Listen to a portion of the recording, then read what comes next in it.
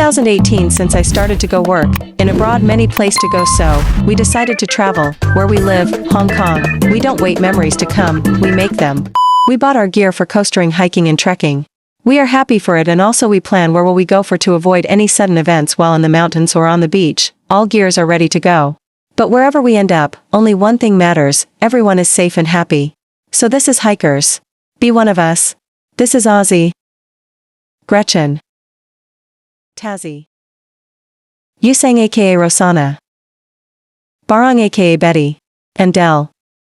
This is Kimchi, Faith, Yvonne the Jumbo, Kits, the Hikers, and Bing.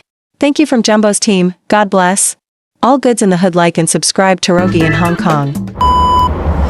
So today, let's go to Mount Chasan.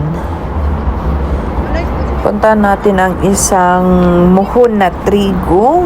Galing kami sa Shatinway. Doon kami exit D, tapos nilakad namin. Yan, ito yung continuation ng ating part 1. So, let's gonna go.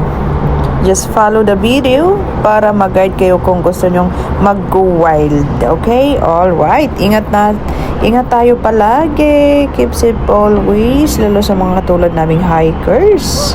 Alright.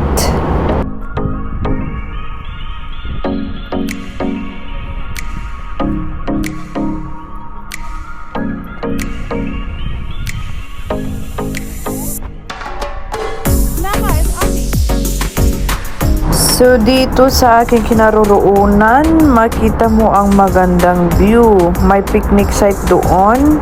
Hindi ko kasi the voice over yung first na gawa ko na video, yung part 1 nito.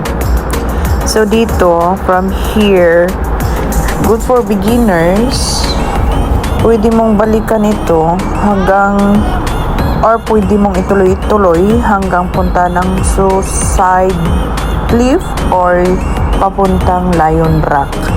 So let's gonna go. Hindi ko kasi nabidyohan ang iba kasi nag-off trail kami, kaya hindi ko na sinama dito sa aking video.